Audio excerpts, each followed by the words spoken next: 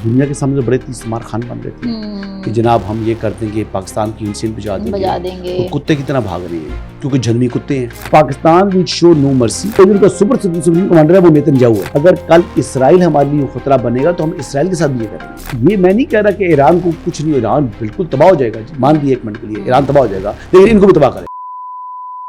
अस्सलाम वालेकुम व्यूअर्स, आप देख रहे हैं आज़ाद सियासत। मैं हूं नौशीन तारिक। व्यूअर्स, इस वक्त दुनिया को सिर्फ और सिर्फ जंगों का सामना है। एक तरफ हम अफगानिस्तान के साथ जो है वो जंग में मसरूफ़ हैं, दूसरी तरफ मशरक़ वस्ता में भी जंग एक आग की तरह फैल रही है। ऐसे में हर लम्हे कोई ना कोई डेवलपमेंट हो रही है, हर लम्हे कोई ना कोई बड़ी खबर आ रही है, लेकिन सोशल मीडिया पर फैलने वाली सब खबरें ही सच नहीं होती और इसलिए पैनिक नहीं करना चाहिए। सही खबरें क्या हैं अब तक की, उनकी इंसाइट्स क्या हैं, वो आज हम कोशिश करेंगे अपने पॉडकास्ट में आपके साथ शेयर करें। और इसके लिए मेरे साथ मौजूद होंगे सीनियर सहाफ़ी तज़किया हसन अयूब खान साहब। अस्सलाम वालेकुम। वालेकुम अस्सलाम, क्या हाल चाल है जी? खैरियत से हैं? मैं ठीक, आप कैसे हैं? अल्हम्दुलिल्लाह। अच्छा हसन, ये अपनी नौयत का पहला रमज़ान मैं तो ऑब्जर्व कर रही हूँ, आपका क्या है कि मतलब इतनी जंगें मैंने कभी रमज़ान में नहीं देखी थी।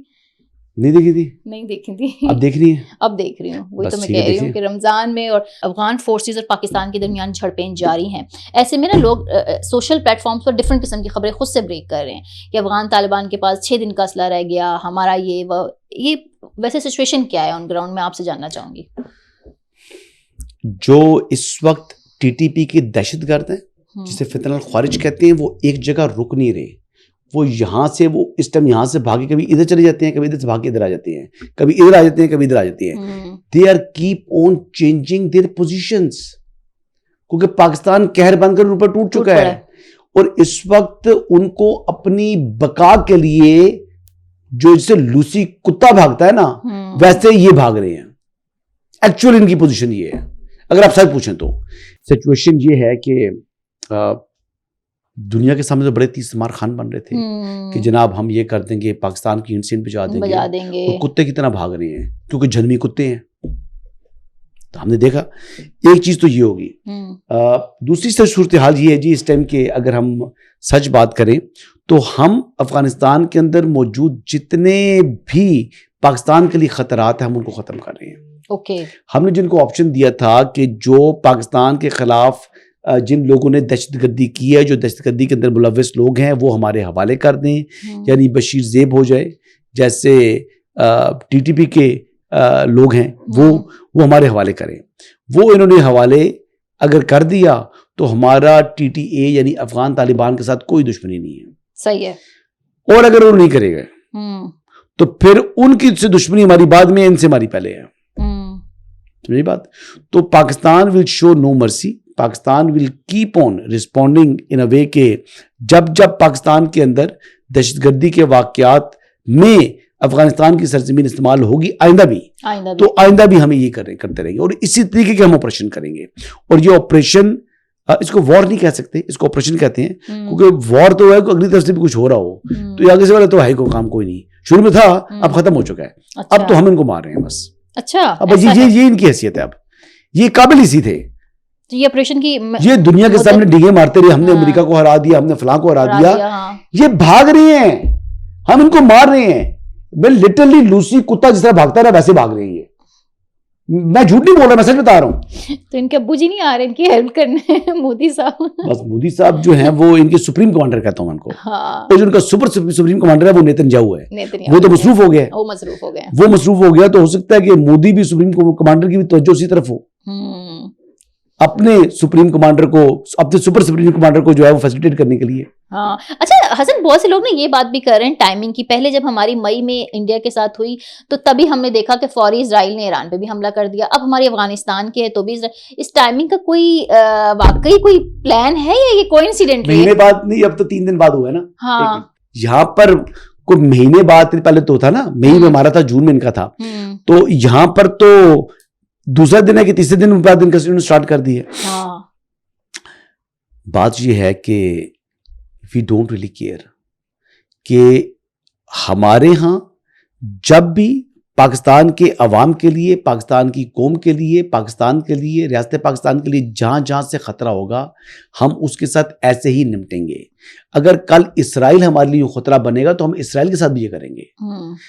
इंडिया अगर पाकिस्तान के लिए खतरा बने तो पाकिस्तान इंडिया के साथ भी ये करेगा। ये पाकिस्तान ने एक चीज अपनी बिल्कुल चीज डिसाइड की हुई है कि हमारे लिए पाकिस्तान सबसे अहम है, पाकिस्तान की आवाम सबसे अहम है। तो पाकिस्तान की आवाम को जहां से खतरा होगा फिर we can go all in, और हम भी जा सकते हैं ऑल इन।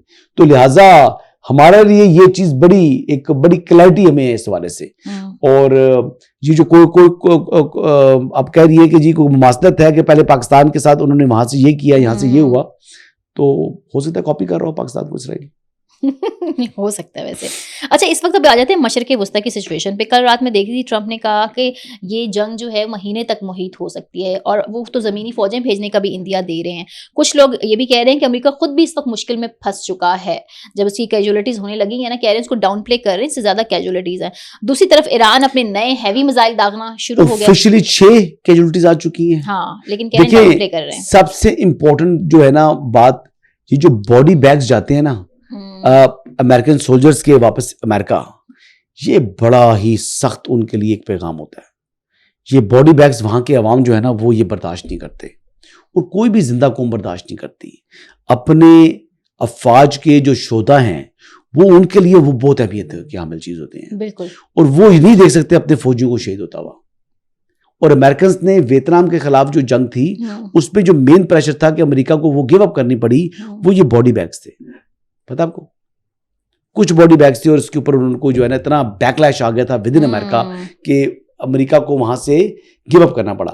तो ये लंबी जंग मुझे होती दिखाई नहीं दे रही। अच्छा, आप कहते नहीं है लंबी? इतने दिन नहीं निकाल सकता ये हफ्ता भी नहीं निकालेगा जी, क्योंकि मिडिल ईस्ट के ममालिक ने, मिडिल ईस्ट ममालिक कहाँ बर्दाश्त कर सकते हैं? मिडिल ईस्ट के ममालिक ने भी अमेरिका को कहना शुरू कर दिया है कि हमारे इंटरसेप्ट करने की कैपेबिलिटी कम होती जा रही है दिन ब दिन, तो हमारी भी हेल्प करें, क्योंकि पंगा तो आपने शुरू किया है, हमारी भी हेल्प करें। ये 1 मिलियन का एक मिसाइल है जो इंटरसेप्ट कर रहा है, जो ये एयर डिफेंस के यूज हो रहे हैं। ये मुफ्त तो नहीं आ रहे, वो पहले ड्रोन भेजते हैं, ड्रोन पर वो 3 जो है उनके ज़ाया हो जाते हैं एयर डिफेंस के मिसाइल। यानी 30-40 हज़ार डॉलर का जो है वो ड्रोन है, और 1 मिलियन का जो है वो डॉलर का वो एयर डिफेंस वाला जो मिसाइल है वो लग जाता है। भाई कंपैरिजन नहीं है कीमत का, देयर इज नो कंपैरिजन। जितना नुकसान हो रहा है इनको, और ऊपर से स्टॉक्स खत्म हो गए हैं। अगर स्टॉक्स खत्म हो रहे हैं जैसे आप कह रही हैं, मुझे नहीं पता उनके डिफेंस के तो हर अपने सीक्रेट्स होते हैं। देखिए, ये मैं नहीं कह रहा कि ईरान को कुछ नहीं हो, ईरान बिल्कुल तबाह हो जाएगा जी, मान लिया 1 मिनट के लिए ईरान तबाह हो जाएगा, लेकिन इनको भी तबाह करेगा, इनको भी तबाह करेगा जी। ये एक थ्योरी ये भी है, आप किसी जवाब से मैं कहूंगी कि लोग कह रहे हैं कि ईरान तो मतलब अपनी सरप्राइज पे भी कर चुका है और करने को तैयार भी है वो, लेकिन अमेरिका अब अपनी मर्जी से ये जंग इख्तिताम नहीं कर पाएगा, वो उसको ऐसी जंग में घसीट रहा है। आप इससे इत्तेफाक करते हैं? देखिए, अगर ईरान को ये बात पता लगे कि ये issue once for all settle हो रहा है, तो यकीनी तौर के ऊपर ईरान फौरी तौर पर बैठने के लिए आमादा हो जाएगा। लेकिन इस हवाले से कौन गारंटी ले सकता है इसराइल की दुनिया में? देखिए, मैं कई दफा पहले कह चुका हूं कि इमरान अहमद नियाजी की कोई गारंटी लेने को तैयार नहीं है, इसी तरह जो है वो इसराइल की भी कोई गारंटी लेने को तैयार नहीं है। अच्छा, एक और डेवलपमेंट ये हुई है, बात सुनिए, ठीक है, हाँ मुझे पता है ना, इसराइल की कोई गारंटी, खान साहब भी कोई गारंटी लेने को तैयार है, इमरान अहमद नियाजी। खैर, इमरान खान की तो शायद कोई ले ही ले गारंटी, या वो खुद ही सरेंडर कर ले, लेकिन इसराइल को मुश्किल है। कौन लेगा गारंटी? अभी तक तो खैर किसी ने नहीं ली। अच्छा, मैं देख रहा था अली मोहम्मद खान साहब लिख रहे थे, उम्मत का शेर को पता नहीं अंदर बंद करके तो इस तरह की काम किया है। भाई मैं कह रहा हूँ उम्मत का वाकई शेर है। बच्चे उसके जो है गोल्डस्मिथ फैमिली के पास रह रहे हैं, ठीक है। जो बच्चों का मामू है वो रोज इसराइल की तारीफें कर रहा है, और रोज इस जंग को इसराइल की बका की जंग करार दे रहा है, वो ईरान के खिलाफ बयानात दे रहा है। लेकिन उम्मत का शेर जो है उसको कैद कर दिया गया है, उम्मत का शेर है। उसकी बच्चे जो हैं वो यानी गोल्डस्मिथ फैमिली में परवरिश, सबसे कीमती इंसान की क्या चीज होती है? औलाद। वो गोल्डस्मिथ फैमिली के साथ परवरिश कर रही है।